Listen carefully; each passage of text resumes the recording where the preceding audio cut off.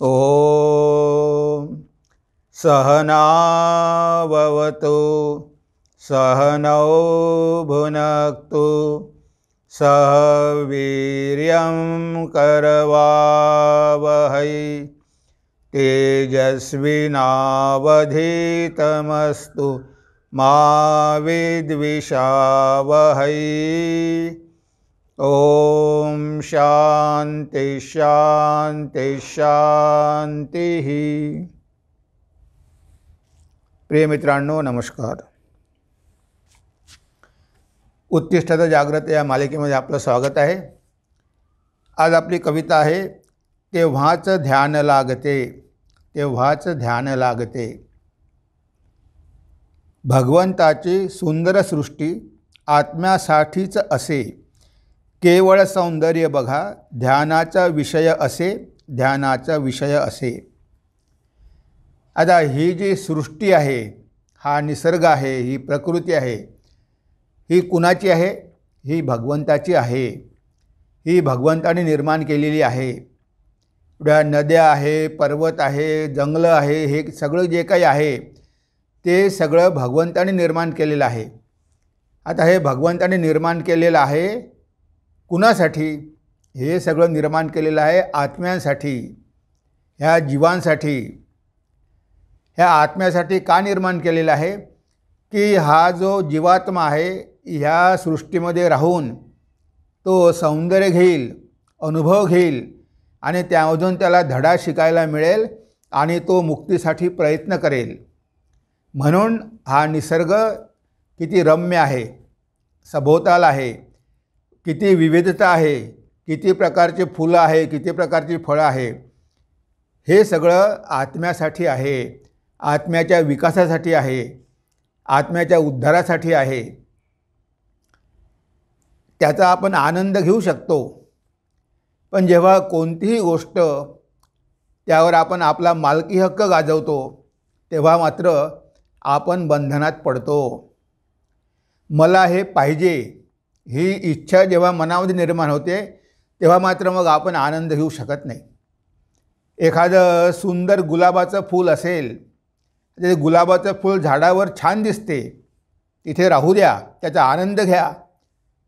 पण तुम्ही जेव्हा ते फूल तोडण्याचा प्रयत्न करता आणि स्वतःच्या खिशामध्ये ठेवण्याचा प्रयत्न करता तेव्हा मात्र तुम्ही बांधले जाता।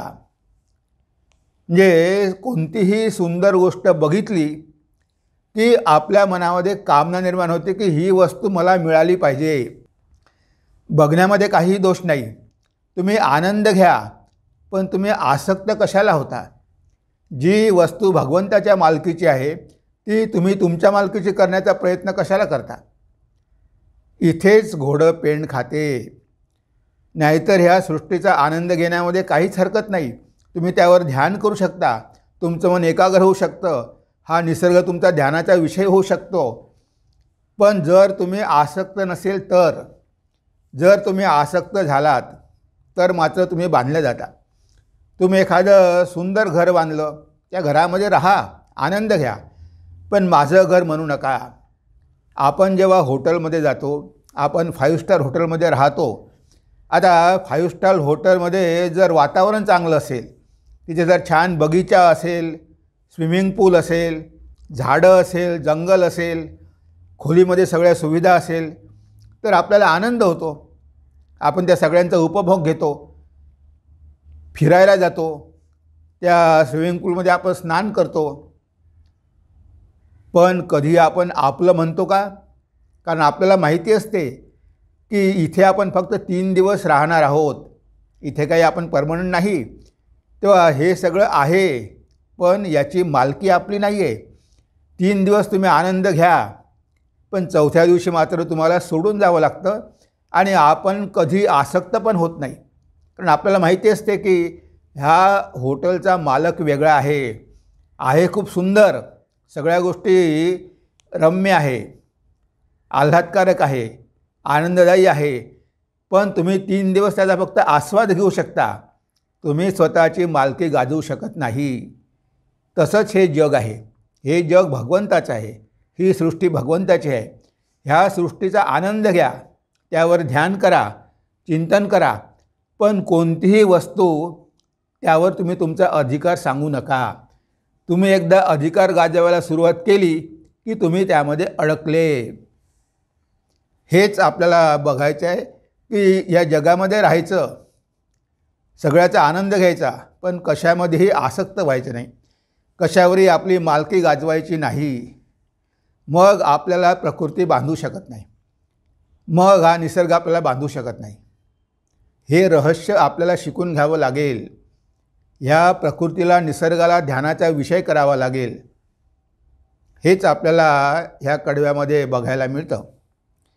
वन डोंगरवा गुहेमध्ये ऋषी ध्यान लावती, सर्वत्र एक सत्य बघुनी विस्मित होऊन जाती. आता बघा, पूर्वी जंगलामध्ये, पर्वतामध्ये, गुहेमध्ये हे सगळे ऋषी ध्यान लावायचे. आता हिमालयामध्ये बघा, का सगळे हिमालयाकडे जातात, का सगळे नर्मदेकडे जातात? कारण तिथलं सौंदर्य, विशाल हिमालय, उंच उंच झाडं, ती सुंदर हवा आणि त्या गुफा, हे सगळं सौंदर्य तिथे गेल्यानंतर तुमचं मन आपोआप शांत होते. तुम्ही डोळे उघडे ठेवून ध्यान करू शकता, कारण तिथलं वातावरण तेवढं सुंदर आहे की बाकीचे विचार मनामध्ये येतच नाही. कारण ती भव्यता, ती दिव्यता, ती बघून आपलं मन विस्मित होऊन जातं. तेव्हा आपलं मन एका उच्च पातळीवर जातं. म्हणून तर लोक तिकडे जायचे ना, नाहीतर गरज काय होती, घरीच ध्यान केलं असतं. पण तशा वातावरणात गेल्यानंतर आपलं मन एका उच्च अवस्थेमध्ये जातं. तुम्ही जर कधी मायावतीला गेला असाल, आपलं रामकृष्ण मठाचं हिमालयामध्ये केंद्र आहे, अद्वैत आश्रम मायावती. तुम्ही जर कधी मायावतीला गेला असाल तर बघा, पिन ड्रॉप सायलन्स, तो पक्ष्यांचा मंजूळ आवाज, ते पाण्याचे झरे आणि ते दुरून दिसणारे डोंगर, सगळे बर्फानं आच्छादित आणि मोठमोठी झाडं, हे सगळं बघितलं की मनुष्य कसा मोहित होऊन जातो. ह्या जगातले सगळे विचार गळून पडतात. हे सगळं क्षुद्र वाटायला लागतं. अरे, आपण काय क्षुद्र जीवन जगत आहोत. भव्यता बघा, दिव्यता बघा, आणि ती शांती आणि ते दृश्य, ते बघता बघताच तुमचं मन एकाग्र होतं. तुमच्या मनामध्ये बाकी क्षुद्र विचार येतच नाही. 3 दिवस तरी अनुभव घेऊन बघा, मग तुम्हाला कळेल. तुम्ही तिथे काहीही घेऊन येण्यासाठी जात नाही, फक्त जाऊन राहता. त्यामुळेच ऋषी जंगलामध्ये राहायचे, पर्वतामध्ये राहायचे, गुहामध्ये राहायचे. कारण तिथलं ते वातावरण, ते सौंदर्य, नैसर्गिक सौंदर्य इतकं त्यांना प्रलोभित करायचं की ते बघतच राहायचे, विस्मित होऊन जायचे आणि बाकीचे विचार आपोआप त्यांच्या मनामधून निघून जायचे. दुसरा काही विचारच नव्हता. म्हणून मन एकाग्र करायला अशी ठिकाणं खूप चांगली असतात. म्हणून लोक अशा ठिकाणी जातात की जिथे निसर्गाचं सौंदर्य असेल, पक्षी असेल, जंगल असेल, झाडं असेल, हवा असेल, पाणी असेल, हे सगळं बघून मन आल्हादित होतं. म्हणजे मनुष्याला जरी काही त्याला त्रास असेल, समस्या असेल, दुःख असेल, पण त्याची जाणीव संपूर्णपणे तो विसरून जातो. त्याचं मन ह्या गोष्टीकडे जातच नाही. म्हणून तर ऋषीमुनी बघायचे की सगळीकडे सत्यच आहे. हे जग सगळं आनंदानं व्यापलेलं आहे. या जगामध्ये ओतप्रोत आनंद भरलेला आहे. हा ऋषीमुनींचा अनुभव होता. म्हणून ते आश्रमसुद्धा अशाच ठिकाणी करायचे, निसर्गाच्या सानिध्यात करायचे. कारण निसर्गाचं सानिध्य ऋषींना आणि त्यांच्या शिष्यांना ध्यान करण्यासाठी सहाय्यभूत ठरायचं, अध्ययन करण्यासाठी सहाय्यभूत ठरायचं. मन लगेच एकाग्र व्हायचं आणि बघता बघता समाधी लागून जायची. म्हणजे हा निसर्ग आहे, तुम्ही डोळे उघडून बघा, अगदी सुंदर आहे. तुमचं मन आनंदित होऊन जाईल, प्रफुल्ल होऊन जाईल आणि मन एकाग्र होईल. म्हणून ऋषीमुनी सगळे हिमालयामध्ये किंवा नर्मदा किनारी ध्यान धारणा साधना करायची. त्यांना साधनेला हे निसर्ग खूप सहाय्यक व्हायचा. कारण तिथे बाहेरचा कोणताही गोंधळ नाही, कोणतंही पोल्युशन नाही, कोणताही आवाज नाही आणि सगळी भव्यता दिव्यता. तर ध्यानाचा विषय होऊ शकते. जर आपण डोळे उघडून जरी तिथे असलो तरी डोळे उघडे ठेवूनसुद्धा आपलं ध्यान होऊ शकते. आणि म्हणून ऋषींनी त्याचा जास्तीत जास्त फायदा करून घेतला. मधूनमधून आपणसुद्धा जाऊन राहायला पाहिजे. कमीत कमी एक 8 दिवस 15 दिवस आपण तो अनुभव घेतला पाहिजे. मग आपल्याला कळतं की इथे आणि तिथे काय अंतर आहे. इथे किती मनामध्ये सारखे विचार येत असतात, तिथे गेल्यावर विचार मात्र शांत होऊ लागतात. मन आपोआप शांत होतं. हेच तर सौंदर्य आहे ना. द्रष्टा होऊन केवळ बघा, द्या विचार सगळे सोडून, असले जरी डोळे उघडे तरी लागेल तुमचे ध्यान, तरी लागेल तुमचे ध्यान. तर तुम्ही द्रष्टा होऊन सगळं बघा. ही प्रकृती तुमच्यासाठी आहे, तुम्हाला बघण्यासाठी आहे, तुमचा उपभोग घेण्यासाठी नाही. नाहीतर झाड चांगलं आहे मी तोडून घेऊन जाईल, फुलं चांगली आहे मी फुलं तोडून घेऊन जाईल, त्यासाठी नाही. ते तुम्ही द्रष्टा आहे, फक्त बघा आणि आनंद घ्या. कोणतीही गोष्ट स्वतःच्या ताब्यात घेण्याचा प्रयत्न करू नका, फक्त आनंद घ्या. तुम्ही नुसते द्रष्टा म्हणून राहा, कारण हे तुमचंच क्रिएशन आहे. स्वामीजी एकदा जहाजाने जात होते, समुद्रामधून जहाज जात आहे आणि त्यांनी बघितलं डेकवर उभं राहून सूर्योदय होत आहे, समुद्र आहे आणि सगळीकडे आकाश आणि ढगं.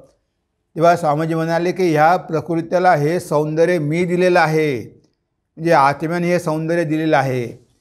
म्हणजे बघा आपलंच आहे ते, पण आपल्याला जाणीव नाही. कारण आपण स्वतःला संकुचित शरीर समजतो. आपण जेव्हा तो आत्मा सर्वत्र बघू जो आपल्यामध्ये पण आहे, तेव्हा आपल्याला वाटेल की हे सगळं सौंदर्य आपलंच आहे, इथे दोन नाही एकच आहे. मग तुम्ही कशावरही हक्क सांगणार नाही. तर इथे तुमचं ध्यान लागू शकते डोळे उघडे ठेवूनसुद्धा. तुम्हाला डोळे बंद करण्याची गरज नाही. बघत राहा तो हिमालय, उत्तुंग हिमालय बघत राहा. बर्फाच्छादित ती त्यांचे जे शिखरं आहे ती बघत राहा. आणि बघता बघता बघता बघता बघा तुमचं मन ध्यानामध्ये तल्लीन होऊन जाईल.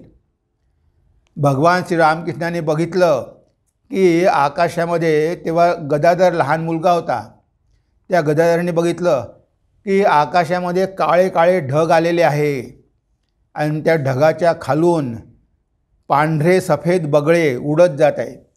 त्या बगड्यांची अशी एक रांग आहे आणि ते दृश्य बघून भगवान श्रीरामकृष्णांना किंवा गदाधराला भाव समाधी लागली, खाली पडला कोसळून. म्हणजे ते बघून एवढं मन एकाग्र होऊन गेलं, एवढं विस्मित होऊन गेलं की भाव समाधी प्राप्त झाली. म्हणजे हे लोक जेव्हा हे सौंदर्य बघतात तेव्हा मनामध्ये कोणतेही विचार येऊ देत नाही. आपली समस्या काय आहे, आपण कुठेही गेलो, कितीही सौंदर्य असेल, पण आपल्याला ती बघण्याची दृष्टी नाही.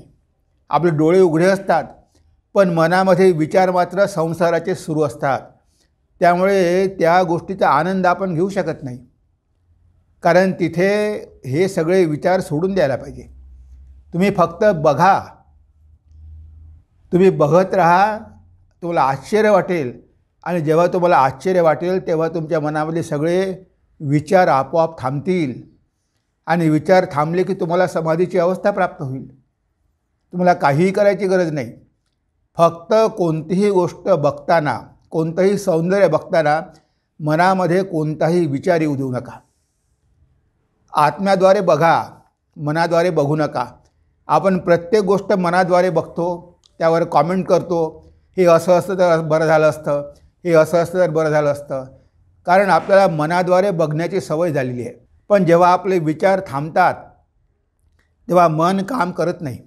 डायरेक्टली आपण आत्म्याद्वारे बघतो आणि तेव्हा समाधी लागते.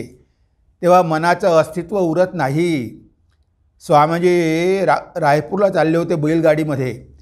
एका ठिकाणी त्यांनी बघितलं की 2 पहाडं जवळ आलेले आहे आणि 2 पहाडाच्या मध्ये एक मोठं मधमाशांचं पोळ आहे.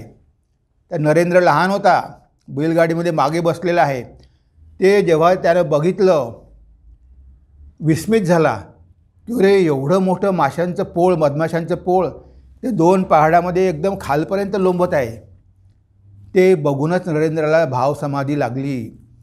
त्या समाधीच्या अवस्थेमध्ये नरेंद्र किती वेळ होता त्याला माहिती नव्हतं. म्हणजे बघा, असं असते बघणं. आपण पण बघतो आणि हे लोक पण बघतात, पण हे लोक पूर्ण मन प्राण देऊन बघतात. आपण फक्त डोळ्याने बघतो आणि ते आत्म्याद्वारे बघतात. त्यांचं मन एकाग्र होतं.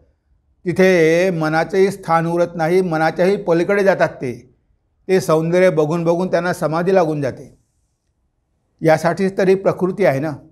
एवढं सौंदर्य प्रकृतीने निर्माण केलेलं आहे की आत्म्याचा उद्धार होईल. तो सगळं बघेल आणि त्याला मन एकाग्र करायला मदत होईल. म्हणून एवढं सौंदर्य जेव्हा आपण जातो, ठिकठिकाणी वेगवेगळ्या ठिकाणी जातो, सिनरी बघायला जातो, त्यामागचा उद्देश हाच की ते बघितल्यामुळेच आपलं मन शांत होतं. आपलं संसारामध्ये मन अशांत राहतं, पण जेव्हा आपण अशा ठिकाणी जातो तेव्हा मन आपोआपच शांत होतं. काहीही आपल्याला करावं लागत नाही. फक्त आपल्याला बघण्याची दृष्टी पाहिजे. तुम्ही तिथे जाऊन डोळे बंद करून बसले किंवा तिथे जाऊन तुम्ही बघत आहे आणि मनामध्ये विचारही सुरू आहे, अरे 8 दिवस झाले, आपल्याला परत गेलं पाहिजे, त्या ऑफिसची कामं आहे, अमुक आहे. हा सगळा संसार विसरून जा. जोपर्यंत तुम्ही त्या वातावरणामध्ये आहे त्याचंच चिंतन करा किंवा तेच बघा. डोळे भरून बघा, एकाग्र मनानं बघा, तो आस्वाद घ्या, तो अनुभव घ्या आणि बघा 8-10 दिवसामध्ये तुमच्यामध्ये केवढं परिवर्तन घडेल. आपण याचा अनुभव स्वतः घेऊन बघितला पाहिजे. आपण फक्त ऐकतो की ऋषीमुनी जंगलामध्ये राहायचे, त्यांना समाधी लागायची. आपली पण समाधी लागू शकते, पण त्यांची दृष्टी कशी होती? दिव्य दृष्टी होती. ते मनाद्वारे कधी बघत नव्हते, ते डायरेक्टली आत्म्याद्वारे बघायचे. मनाला ते नष्ट करून टाकायचे आणि आनंद घ्यायचे प्रकृतीचा, आणि म्हणून त्यांना ती अवस्था सहज प्राप्त होऊ शकत होती. भगवंताचे उद्यान हे जग, येथे सर्वत्र आनंद असे. सर्व कामना सोडून देता, सृष्टीतच भगवंत दिसे. सृष्टीतच भगवंत दिसे. तर हे जग काय आहे? भगवंताचं उद्यान आहे. यामध्ये कितीतरी व्हेरायटी आहे, किती प्रकार आहे. स्त्री आहे, पुरुष आहे, पशु आहे, पक्षी आहे, जनावर आहे, पाणी आहे, हवा आहे, म्हणजे फुलं आहे, कितीतरी विशाल बगीचा आहे. आणि यामध्ये सगळं काही आहे आणि अतिशय सुंदर आहे, कारण ही भगवंताची सृष्टी आहे. पण मनुष्य ही भगवंताची सृष्टी नष्ट करण्याचा प्रयत्न करतो. तो पहाडं तोडून घरं बांधतो, तो झाडं तोडून टाकतो आणि सगळी लाकडं घेऊन जातो. म्हणजे जंगल तोडणं किंवा पहाड फोडणं ही भगवंताची एवढी सुंदर सृष्टी, पण मनुष्य ती नष्ट करतो कारण स्वार्थ आहे. मला घर बांधायचं आहे, मला लाकडं पाहिजे, मला दगड पाहिजे, म्हणून तो फोडून तोडून घेऊन येतो आणि स्वतःच्या घरासाठी उपयोग करतो. म्हणजे हा मनुष्य किती स्वार्थी आहे. ही प्रकृती बघा, पण तुम्ही तोडफोड तिला कशाला, नष्ट कशाला करता? आज आपण आपले जे नैसर्गिक रिसोर्सेस आहे त्यांना किती नष्ट करत आहोत, किती पोल्युशन वाढलेलं आहे. म्हणजे प्रत्येक गोष्ट आपण नष्ट करण्याच्या मागे लागलेलो आहे. आता अशा प्रकारे जर आपला व्यवहार असेल, जर हे प्रकृती जर नष्ट झाली तर मनुष्य कसा जगू शकेल? त्याला शांती कशी मिळेल? तो जाईल कुठे? शांतीसाठी जाईल कुठे? जर सगळ्याच्या सगळ्या माणसांना आपल्यासाठी वापरलं, कोळसा सगळा काढून घेतला, झाडं सगळी तोडून टाकली, तर सगळे रिसोर्सेस संपून जाईल. पण हे मनुष्याला कुठे कळते? मनुष्यासाठी हे आहे, पण त्याचा योग्य वापर करणं हे आपल्या हाती आहे. पण मनुष्य एवढा लोभी आहे की त्यालाच सगळं काही पाहिजे. तो भविष्याचा विचारच करत नाही. आपल्यानंतर येणाऱ्या पिढ्यांचं काय होईल हा विचार करत नाही. जास्तीत जास्त घ्या, जेवढं घेता येईल तेवढं घ्या आणि या प्रकृतीला, निसर्गाला नष्ट करा, असा मनुष्याचा स्वभाव झालेला आहे. मग आता काय होणार आहे? अधोगतीच होणार आहे. भगवंताचे उद्यान हे जग, येथे सर्वत्र आनंद असे. सगळीकडे आनंदानं ओतप्रोत भरलेला आहे. तो आनंद आपल्याला घेता येत नाही, हे आपलं दुर्भाग्य आहे. सर्व कामना सोडून देता सृष्टीचा भगवंत दिसे. तुम्ही सगळ्या कामना सोडून द्या. ह्या जगामधल्या कोणत्याही गोष्टीची कामना करू नका. स्वामीजी अमेरिकेमध्ये होते. ते म्हणाले की मी खरं खरं सौंदर्य बघितलं. भारतामध्ये म्हणे काय सौंदर्य आहे, खरं सौंदर्य मी अमेरिकेमध्ये बघितलं. तिथल्या स्त्रिया, तिथले पुरुष, तिथले घरं, तिथलं वातावरण, तिथले बगीचे, म्हणे तिथल्या बिल्डिंगी किती आर्टिस्टिक, किती सजवलेल्या. म्हणे खरं खरं सौंदर्य मी अमेरिकेमध्ये बघितलं. त्या स्वामीजींनी एवढं सौंदर्य बघितलं. बरेच ठिकाणी गेले. 1000 आयलँड पार्कला गेले. तिथे 1000 आयलँड, तिथे 1000 बेटं आणि त्यामधून नदी वाहत आहे. एवढं सौंदर्य. तिथे गेले, तिथे राहिले, ध्यान केलं, त्यांना समाधी लागली. पण ह्या सगळ्या गोष्टी स्वामीजींनी बघितल्या. पण कोणतीही गोष्ट मला पाहिजे हा विचार मनामध्ये कधीच नव्हता. ते 1000 आयलँड पार्क खूप सुंदर आहे, आता मी इथेच राहून जाईल, इथेच घर घेईल आणि कायमचा इथेच राहील, असा विचार त्यांच्या मनामध्ये आला नाही. महिनाभर राहिले, विद्यार्थ्यांना शिकवलं, अध्यात्म शिकवला, वेदांत शिकवला आणि 1 महिन्यानंतर पुन्हा ती जागा सोडून दिली. आसक्त होऊन राहिली नाही. म्हणजे स्वामीजींनी खरं खरं सौंदर्य बघितलं, पण कधीही ते त्या सौंदर्यामुळे प्रभावित होऊन त्याने स्वतःचा मालकीहक्क गाजवण्याचा प्रयत्न केला नाही की ही अतिशय सुंदर गोष्ट आहे, ही मला मिळाली पाहिजे, अशी मनामध्ये मुळीच कामना नाही. तुम्ही आनंद घ्या, पण कामना कशाला करता? मलाच पाहिजे असं कशाला म्हणता? तुम्ही सौंदर्य बघा या जगामधलं, पण सगळं काही तुम्हालाच मिळालं पाहिजे का? तुम्हाला फक्त बघण्याचा अधिकार आहे, कारण बगीचा तुमचा नाही, बगीचा भगवंताचा आहे. आता तुम्ही तुमचं मालकीहक्क कसं गाजवणार? ही सगळं भगवंताची सृष्टी आहे. तेव्हा हे लक्षात ठेवा की आपण मालक नाही. आपण या जगामध्ये आलेलो आहे, या प्रकृतीचा आपण आनंद घेतो. आपली मुक्ती व्हावी म्हणून, हा आत्मा मुक्त व्हावा, ती प्रकृती आपल्याला धडे शिकवते. त्यामधून आपल्याला शिक्षण घ्यायचं आहे, आपल्या ध्यानाला सहाय्यभूत होते. तर ह्या प्रकृतीचा उपयोग करून घेऊन आपण पुढे पुढे जायचं आहे. आत्म्यासाठी प्रकृती आहे, प्रकृतीसाठी आत्मा नाही. पण आज उलटं झालेलं आहे. आपण स्वतःला गुलाम समजतो आणि या प्रकृतीला मालक समजतो आणि आपण त्या प्रकृतीच्या इच्छेप्रमाणे वागतो. कारण जेव्हा तुम्ही कोणत्याही गोष्टीची कामना करता तेव्हा तुम्ही गुलाम होता, तेव्हा तुम्हाला भीक मागावी लागते. आहे सगळं तुमचंच, पण मग तुमच्या आहे तुम्हाला माहिती नाही ना. तुम्हाला वाटतं की हे आपलं नाही आहे, हे मिळालं पाहिजे, आणि तिथेच हा जीव फसतो आणि या प्रकृतीच्या बंधनात पडतो. म्हणून इथे जगामध्ये राहा, आनंद घ्या, पण कशामध्ये आसक्त होऊ नका, कशावरही मालकी हक्क सांगू नका. मग तुम्हाला काहीच प्रॉब्लेम नाही. द्रष्टा म्हणून राहा, फक्त तुम्ही बघणारे आहात, कशावरही तुमचा अधिकार नाही, तुमची मालकी कशावरही नाही. तुम्हाला फक्त बघण्यासाठी ही प्रकृती आहे, हा निसर्ग आहे, हे सौंदर्य आहे. अशा प्रकारे जर आपण आपलं जीवन घडवलं तर आपल्या जीवनामध्ये दुःख कधी येणारच नाही.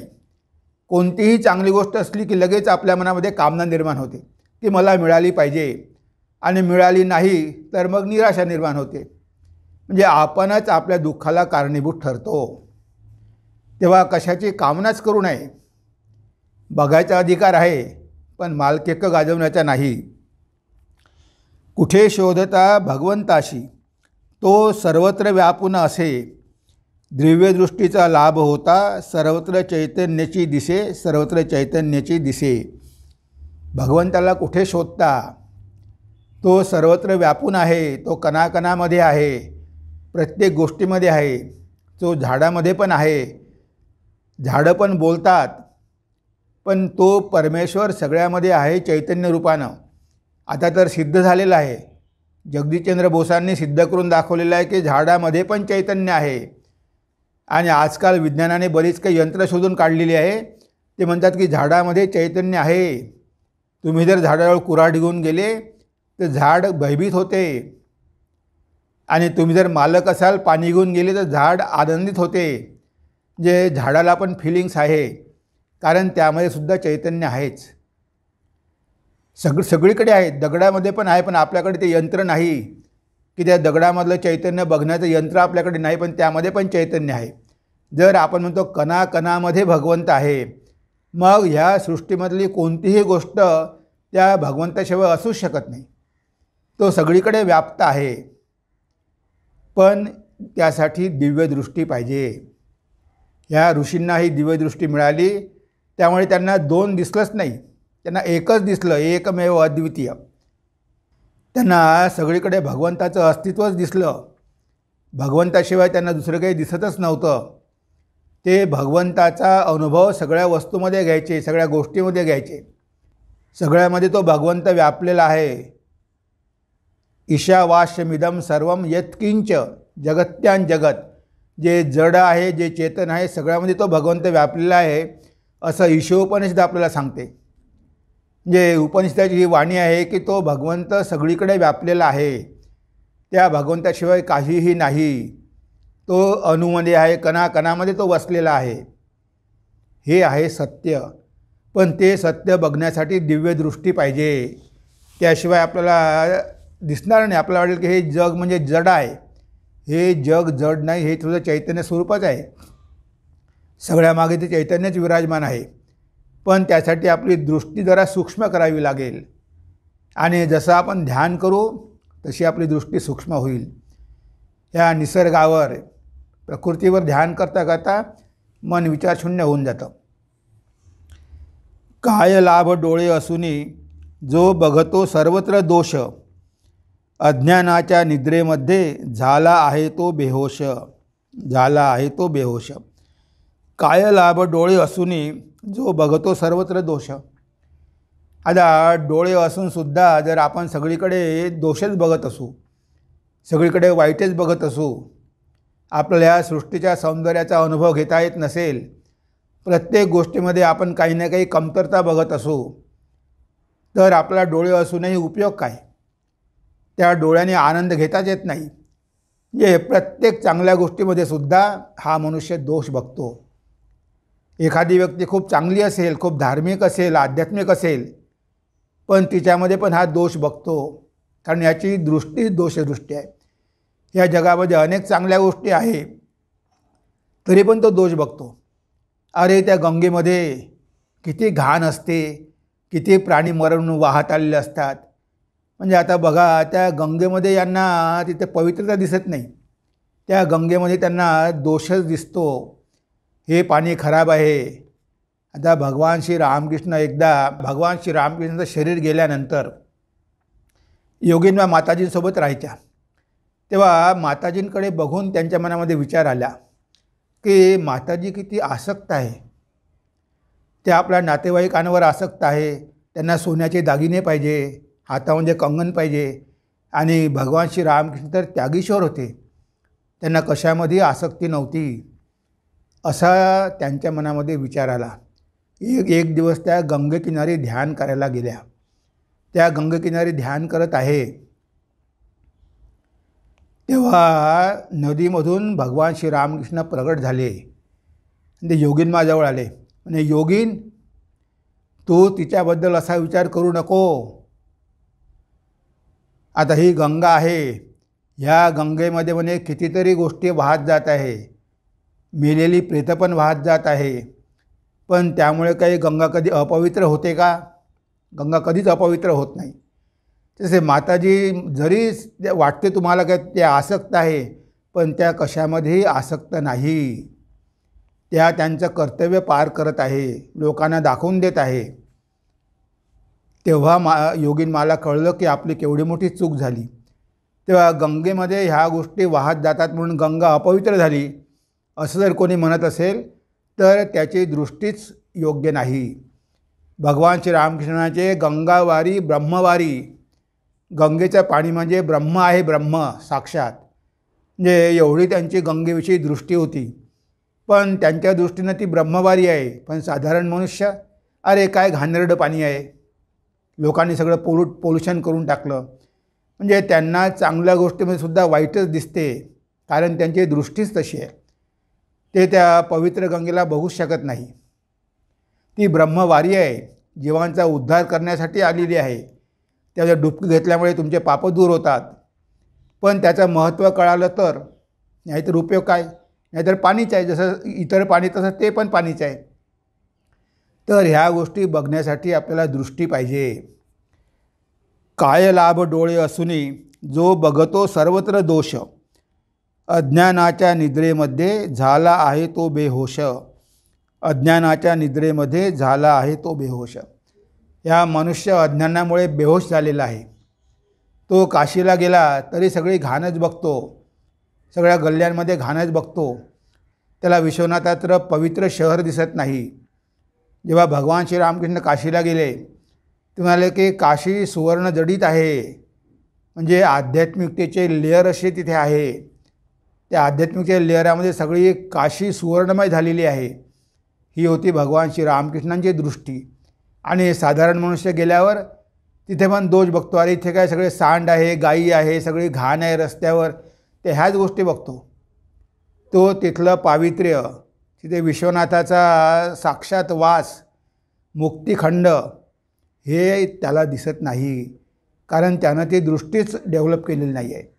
त्यामुळे त्याला सगळ्या भौतिक गोष्टीच दिसतात, त्यामागचं चैतन्य त्याला काही दिसत नाही आणि म्हणून तो आनंद घेऊ शकत नाही. तर ह्या गोष्टी आपल्या ध्यानाचा विषय होऊ शकतो. जर आपल्याला ती बघण्याची दृष्टी असेल, आपण जर मनामधल्या कामना सोडून दिल्या, सगळे विचार सोडून दिले, एकाग्र मनानं जर आपण ह्या गोष्टी बघितल्या, तर ह्याच गोष्टी आपल्या ध्यानाचा विषय होऊन आपल्याला समाधीपर्यंत घेऊन जाऊ शकतात. हे आपण नेहमी लक्षात ठेवलं पाहिजे. आणि तेव्हा कुठे आपल्याला खरं आनंदामध्ये जीवन इथे जगता येईल.